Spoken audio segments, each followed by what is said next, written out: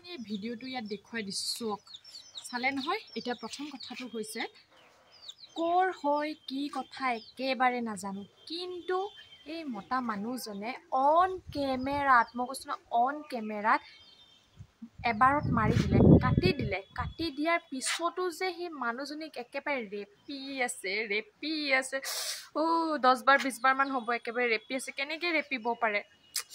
মানুহ নে আন কিবা জন্তু মই বুজি পোৱা নাই। মানুহৰ মাজতো অকণমান দয়া মৰম, মানুহৰ মাজত বোলে পক্ষীৰ মাজতো ইমান অকণমান মৰম আছে, জীৱ জন্তুৰ মাজতো ইমান অকণমান হ'লেও মৰম আছে। মানুহ হৈ মানুহক কেনেকৈ ঘুপিয়াব পাৰে নহয় জানো? তেনে বোলো ভিডিঅ'টো চাওঁ, একদম আপোনালোকৰ চালে মানে একদম কিবা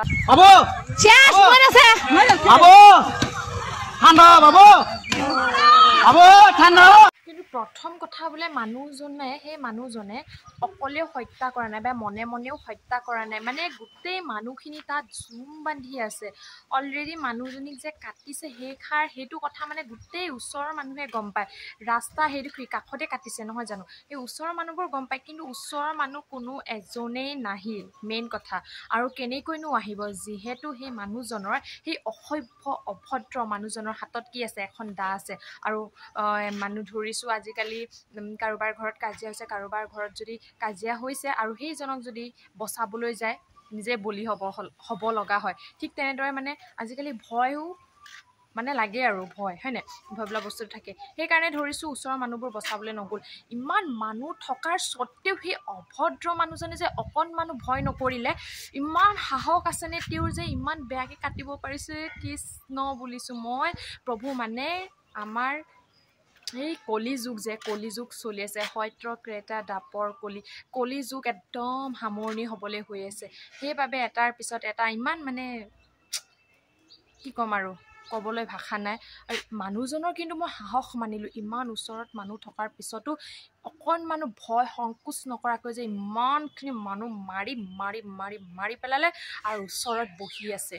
কেনেকুৱা ধৰণৰ হ'ব পাৰে, বৰ ভাবিব লগা কথা। আমাৰ সমাজত মানে আজিকালি কি চলিছে, অকণমান যদি ক'ৰবাত ফুৰিবলৈ যাব লগা হয় তাতো মাৰি পেলায়, ক'ৰবাত যদি যাওঁ ধৰ্ষণ কৰা হয়। মানে আজিকালি মতাই হওক মাইকীয়ে হওক ক'তো ছেফটি বোলা বস্তুটো নাই।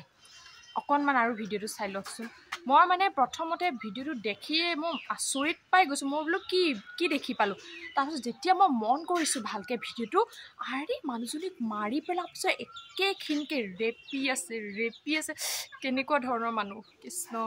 আজিৰ সমাজত মানে কাকো বিশ্বাস কৰিব নোৱাৰি। ইয়াৰ পৰাই মানে বহুত কথা বুজিব পৰা যায়। জীৱ জন্তুক মৰম কৰিব পৰা যায়, কিন্তু মানুহ বোলা বস্তুটোক যে বিশ্বাস কৰিব নোৱাৰি, একদম চিধা কথা। আজিলৈ বাই ইমানখিনিয়ে ক'লোঁ আৰু মানে দেখি আচৰিত লগাৰ কাৰণে কথাবোৰ ক'লোঁ। তাৰপিছত আৰু মানুহজনৰ সাহস কিন্তু মই মানিলোঁ, ইমান সাহস আছে ইমানখিনি মানুহৰ মাজত। আৰু কোনো মানুহ একো নক'লে আৰু একো ক'বও নোৱাৰি বাৰু হঠাৎ, মানে তেওঁ যিহেতু দা চা লৈ আছে। আৰু ভিডিঅ'টো মোৰ কেনে লাগিলে জনাব।